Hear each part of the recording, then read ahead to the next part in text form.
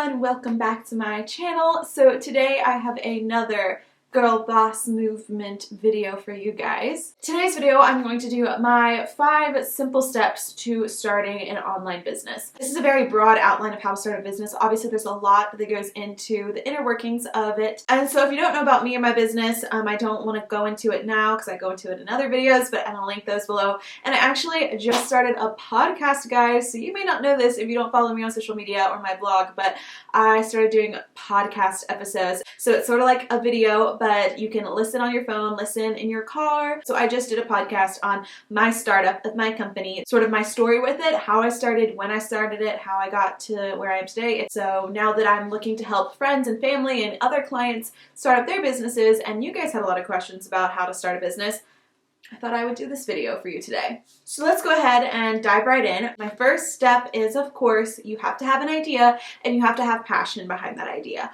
So you make really amazing baked goods and you want to sell them to your community, or maybe you make jewelry and you want to sell it globally. You have to have an idea, but then also with that idea, you have to have the love and the passion for it. For example, maybe you love math and you're an amazing tutor to your friends when they ask for help, and so you want to start a tutoring business. But you also have to actually love teaching others. Sure, it's one thing to just teach your friend how to do a simple math equation, but it's another thing to have people pay you and expect you to teach them and expect them to learn, and then work with a stranger for like over an hour in a session. If that doesn't fulfill you and you're not getting anything back, it's not rewarding to yourself, then you're eventually going to get burnt out. No matter how good at math you are, or no matter how much money you're making, you're eventually going to get burnt out if you don't love it and you don't feel fulfilled. I'm not saying that every moment of your business or every moment of your work is going to be amazing and you're going to feel like butterflies and confetti. The main part of the business you have to love doing. Okay, step 2 is your branding. And a lot of people, I feel, skip over this, especially when their branding is themselves. So as a YouTuber, you are your brand. A big corporation has a logo and has a brand and a color board. You need this for your business too. And this is mostly what I focus on in my consultations. I help women and their YouTube channels or their blogs or soon-to-be businesses with color boards and finding fonts and your logo and the vibe you want people to feel when they come and see your brand or see what products you offer. That is something that needs to be decided from the startup, and once you get that down and in place, then you have a lot of room to grow in your brand. You know who you are. You have that short elevator pitch, which is a 1-minute pitch about yourself and your brand and what it's about. You need to lay all these things out as a foundation, and once it has that strong foundation, your business can grow and be strong. And also for looks, this is very important. You want to look professional, you want to look like you know what you're doing, and so matching colors and logos is all important. My next step for starting an online business is you obviously need a platform online, so a website. I did my website myself. I did have some help later on of just like making it look better, and I'm still working on maybe transferring my website to a different host.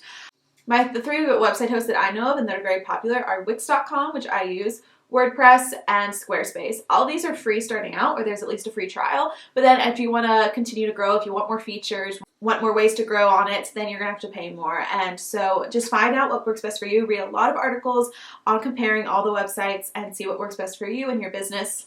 You're selling an online product, there's Shopify and Etsy, which I know of, and you can also sell products like through Wix or through WordPress.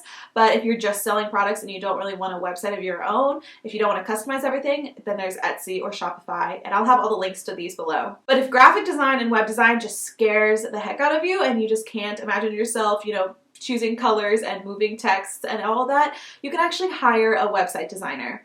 These can get very pricey, starting in like the hundreds of dollars for a website, but maybe if you do enough research, if you do enough searching around, maybe you can find a freelance website designer or a business starting out that'll give you a discounted rate if you're one of their first clients. Or you can always just do it yourself too and try that out. My 4th step is to have a social media presence. So you need an Instagram, you need a Twitter, and you need a Facebook. You can have just one of them, but I really recommend having all 3. And if you want to go even more into it, you can have a LinkedIn profile, you can have a Pinterest. And so social media is the easiest way to advertise for free. So it is so important. It's how you're going to advertise. It's how you're going to monetize. You can even make money through your posts. It's how you're going to reach new clientele and build friendships with your current clientele. Social media is just so important when having a business, especially an online business, obviously. So really work on your social media, make it look professional, make it match your theme and your color board, use the same fonts and colors. Again, this is what I work with women on my website is making your social media match your website or match your blog. So say you already have a personal Instagram where you just post pictures of your friends on the weekends, make a separate Instagram for your business. It needs to be professional. It needs to be on business mode on Instagram. Add your email, add your website link to the bio, and just really focus on that social media presence in the first few months of your startup. And my final step is to have a plan.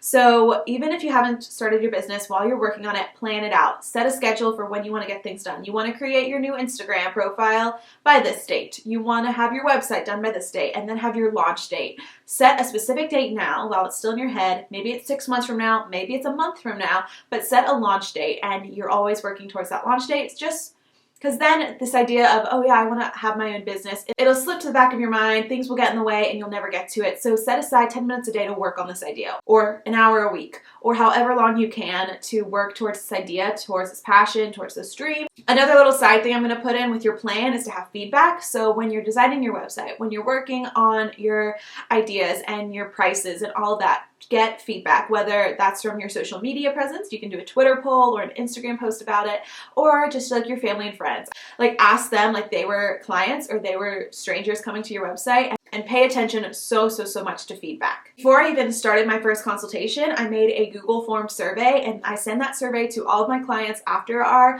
session, and I ask them to give me feedback of what I can improve, what they liked. I take quotes from that survey. It's just amazing. So use Google Forms, or like I said, just ask a family and friend, hey, do you like the way this looks? Is this appealing? But just pay attention to feedback and learn from it, adapt from it. So I know that's maybe sounds like a lot, and like I said, there's more little things in there, but those are the main 5 steps that I personally think you need to have down before launching or starting a business. Anyone can have an online business. It's really possible for anyone, and it's so fun and so rewarding. So I definitely recommend hopping on that idea and passion and running with it. If you have any questions, feel free to leave them in the comments, and if it's a really good question, I actually may answer it on my new podcast. I'm so excited. All my social medias are down below, my website, everything like that, so if you want to check it out. Okay guys, that's it for today's video. Thank you so much for watching, and I will see you in my next one. Stay happy guys. Bye. Peace out.